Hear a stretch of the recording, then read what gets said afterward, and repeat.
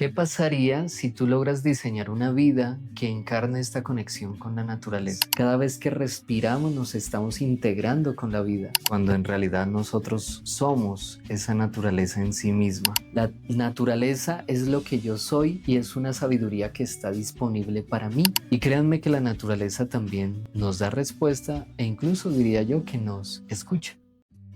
Mi nombre es Capu y te doy la bienvenida a este espacio de sanación y conciencia. Tejiendo Vida, un podcast espiritual donde escuchamos procesos reales, preguntas vivas y encuentros que transforman. Iniciemos. Y quiero hablarte de la conexión que tenemos con la naturaleza, incluso empezando por esta idea de por qué vemos que nuestra conexión con la naturaleza es como si fuese algo externo, cuando en realidad nosotros somos esa naturaleza en sí misma. Y esta cuestión no es menor, realmente explica mucho de nuestra identidad, explica mucho de cómo nos sentimos en el mundo y cómo encontramos nuestro bienestar.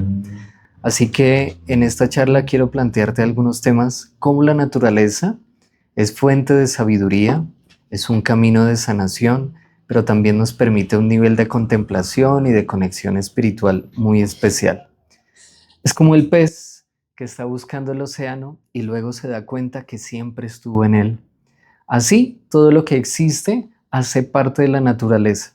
La ropa que utilizamos, el lugar donde vivimos, la tecnología a través de la cual nos comunicamos, todo está hecho gracias a la naturaleza. Nuestro cuerpo en sí mismo es una expresión viva de esta naturaleza. Así que preguntarnos ¿qué es la naturaleza? También es preguntarnos qué somos nosotros, qué son ustedes. Y esto es importante también porque aprendemos a escuchar la naturaleza. Diversas tradiciones han explorado esta forma en que podemos escuchar la naturaleza. Se dice que la vida sí se comunica con palabras, pero también se comunica a través de silencios. Se comunica a través del viento que choca con las ramas de los árboles. Encontramos un mensaje muy especial cuando nos detenemos a escuchar las aves o a escuchar el río también pasando a través de las rocas. Esto es escuchar la vida, o por qué no, podríamos decir que ese es el lenguaje de la divinidad. Es el lenguaje al que nosotros podríamos acercarnos si hacemos una pausa, si nos detenemos a escuchar. Pero de repente también para poder resonar con esa naturaleza viva, tenemos que encontrar un espacio de silencio en nuestro interior. Así que unas prácticas como por ejemplo en Oriente que se hace el baño de bosque o hacer algunos caminos a través del senderismo, como por ejemplo este peregrinaje que hacen algunas culturas ancestrales o algunas comunidades para llegar a un lugar sagrado. Todo esto tiene que ver con nuestra conexión con la naturaleza. Y vamos encontrando también que en esa escucha activa podemos identificar patrones, ¿no? Observamos las formas de las flores, por ejemplo, como en su inflorescencia a veces se divide en dos o hay muchas divisiones, o incluso nos han enseñado que en una misma flor o lo que parece una sola flor, en realidad son varias flores. Y empezamos a ver patrones que algunos dicen es como si tuviese su propia geometría. Intuimos que las plantas, que los animales, que la expresión de este planeta también cumple con unos patrones o con unas leyes. Por ejemplo, esta idea de lo ramificado. Nuestro sistema cardíaco, nuestro sistema nervioso está ramificado y es una solución muy práctica para muchas cosas que necesitamos. Yo no puedo hacerme cargo de todo, así que voy encontrando caminos, divisiones y voy echando raíz en diversos lugares para llegar a esos pequeños espacios que hay en mi cuerpo, que hay en la naturaleza o, por qué no, que hay en mi propia vida.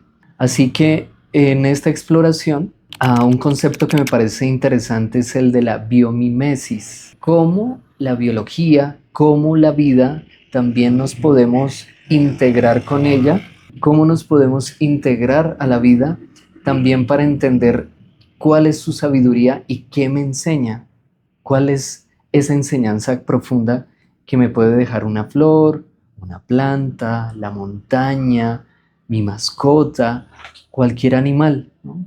Y entonces empiezo a reconocer que la inteligencia no es solo esta inteligencia humana del pensamiento racional. Sí, hace parte de la inteligencia, pero la inteligencia también es eso que ordena, eso que configura la existencia en sí misma y la naturaleza. Podríamos decir que hay una inteligencia vital, como dicen las personas que promueven la ecología profunda.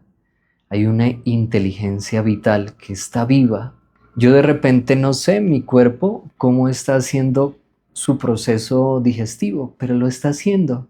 No depende del aspecto consciente de mi mente, pero sí está funcionando. Así que mi cuerpo también encarna esa inteligencia de la naturaleza.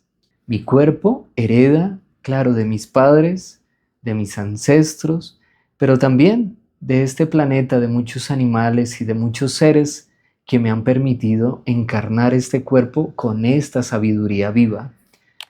¿Cuántos secretos o de cuántas maneras me podrá enseñar el cuerpo y de repente yo no lo he escuchado, ¿no? En estos días compartimos también, y es otro capítulo de mi podcast, donde hablo sobre por qué el cuerpo hace parte de nuestra experiencia del autocuidado y del amor propio, y también de nuestra búsqueda de sabiduría. Cuando nosotros observamos la naturaleza con calma, vamos identificando que esos patrones tienen una ciclicidad, hablan de la reciprocidad o hablan de que hay un tejido que lo une todo. Y lo mismo ocurre con mi cuerpo. Mi cuerpo tiene una inteligencia que me recuerda cómo equilibrarme, cómo mantener los ciclos, cómo entender que soy un sistema y cómo encontrar incluso una integración entre diversas facetas o aspectos que tengo en la vida.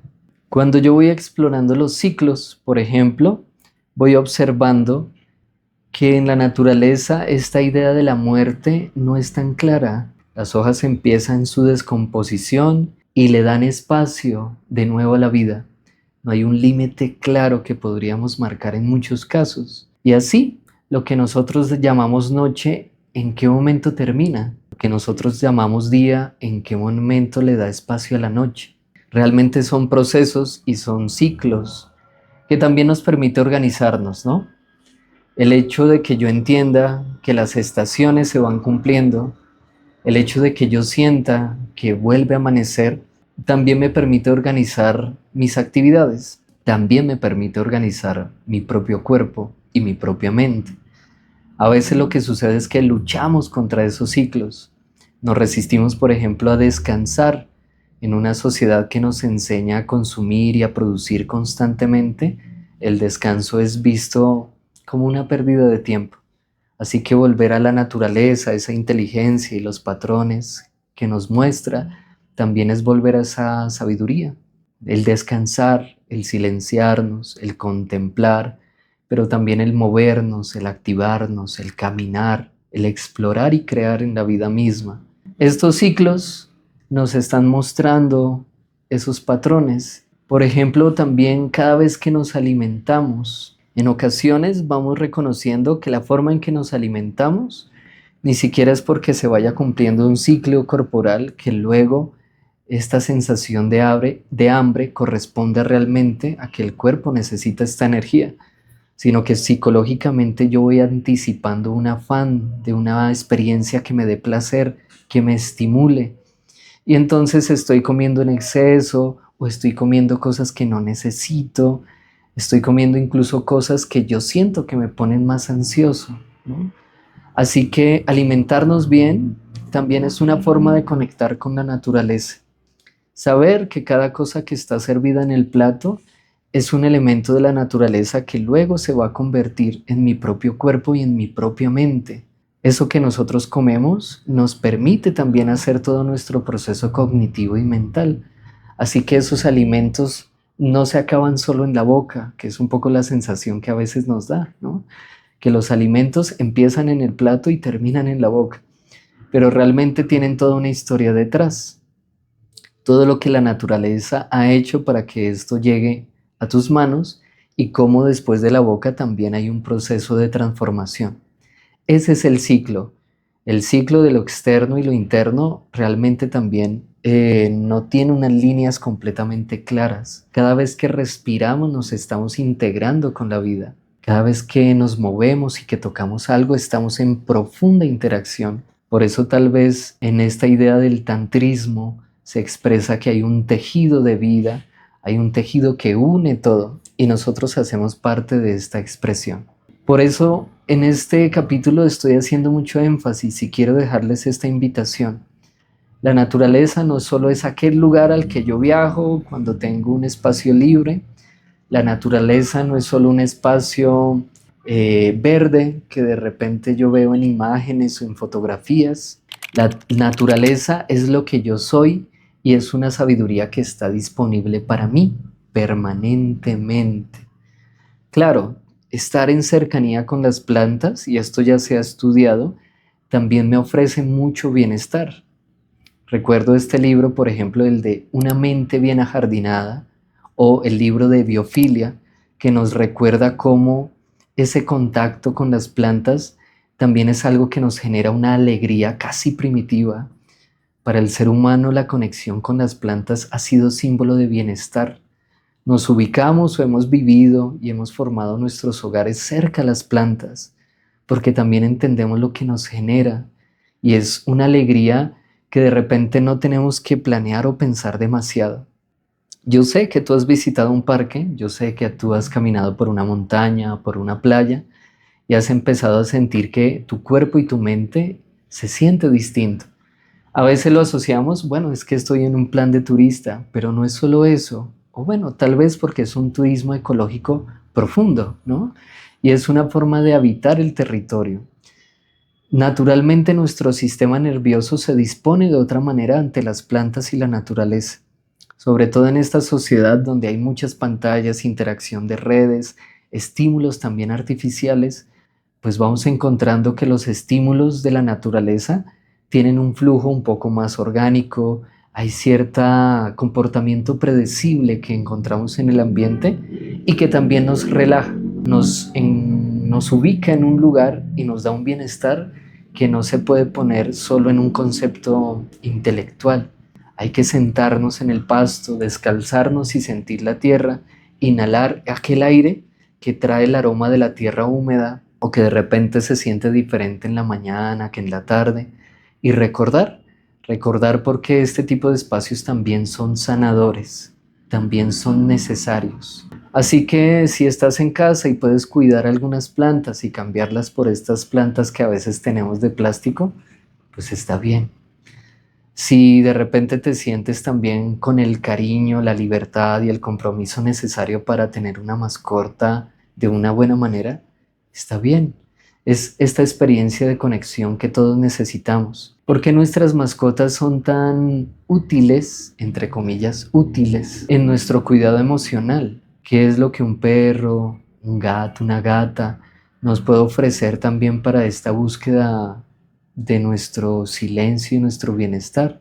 Pues de repente aquellos animales, además de ofrecer compañía, afecto, también nos permiten recordar algo de cómo encarnar un cuerpo de manera silenciosa, con una presencia, sin que haya tanto ruido mental interrumpiendo esa conexión. Así que nosotros somos seres que estamos habitando y descubriendo junto a otros seres vivos, junto a otros animales, de qué se trata todo esto. La naturaleza en sí misma ha sido parte de nuestro refugio y de nuestra familia.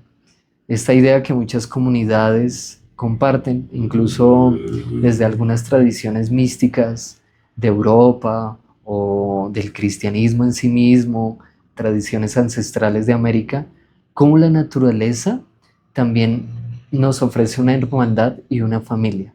Nuestros abuelos también son las plantas. Los animales también son nuestros hermanos y nuestras hermanas. Así que encontramos una gran familia allí. A veces nos preguntamos por qué escogemos ciertos animales o no. para que nos acompañen en nuestra vida cotidiana. Y esto, por ejemplo, en el libro de Sapiens, de Animales a Dioses, se explora muy bien cómo los animales han sido motivo de transporte, de trabajo pesado, pero también de compañía. Los animales han sido esenciales en nuestro proceso como seres humanos. Incluso aquellos animales que no les representan un beneficio a los seres humanos. A veces no le prestamos atención a aquellos animales, pero hacen parte de nuestra existencia. Y nos sorprende, o a mí me ha pasado, todos esos animales que yo he visto solo en fotografías y que de repente cuando los veo de frente o entiendo por qué están en ese ecosistema, me sorprenden demasiado, ¿no? No sé si ustedes han tenido la oportunidad, por ejemplo, de ver una ballena, un delfín, o de fijarse en el proceso de las hormigas y de las abejas, pero son estos animales que también en su presencia, aunque no les veamos en su día a día, hacen parte de lo que nosotros conocemos como este planeta. Yo sé que también tenemos una idea de superioridad, ¿no? Los seres humanos, y ahí empieza a bajar la escala de los otros animales y las plantas. Pero realmente, ¿de qué se trata todo esto? ¿Será que realmente es esta superioridad o es una reciprocidad? Es una cooperación en la que nosotros realmente estamos interactuando y viviendo. Por eso, para ir cerrando este capítulo, mi gran invitación es que tú puedas pensar qué pasaría si tú logras diseñar una vida que encarne esta conexión con la naturaleza. ¿Cómo se sentiría tu día a día? ¿A qué hora decidirías ir a la cama, acostarte? ¿En qué momento decidirías de repente moverte y hacer un poco de ejercicio? ¿Cómo escucharías tu cuerpo sobre tu alimentación, sobre la hidratación? ¿Cómo distribuirías o diseñarías incluso tu espacio y las plantas que te acompañan? ¿Cómo te fijarías en lo que de repente no te fijas usualmente? El cielo, las aves, la forma de las hojas, las piedras. ¿De qué manera vivirías? ¿Y cómo escucharías esa existencia? Sé que esto también para ti es una búsqueda de respuestas. Usualmente cuando vamos entendiendo que la naturaleza es fuente de sabiduría, es porque estamos en esa búsqueda de respuestas. Tenemos grandes preguntas sobre la vida. ¿Cómo funciona el tiempo, el espacio? ¿Por qué sufrimos? ¿Por qué necesitamos esta experiencia de nacer y fallecer? ¿Cuál es nuestro propósito? Y créanme que la naturaleza también nos da respuesta e incluso diría yo que nos escucha. Sé que has buscado respuestas pensando excesivamente, pero en ocasiones es necesario caminar o escuchar a las plantas y observar en la naturaleza. La naturaleza a lo largo de los años ha encontrado respuestas para adaptarse y para poder sobrellevar muchos retos. Así que es necesario escuchar y observar atentamente. Yo te imagino a ti casi que llevando un diario de registro. Llevando un diario de registro de aquellas respuestas que vas encontrando en el camino. Así como estas personas que hacían una expedición y registraban cada hojita, registraban cómo veían que estaba funcionando la naturaleza. Es una forma en la que tú también puedes sentirte con mayor sentido y presencia en este planeta.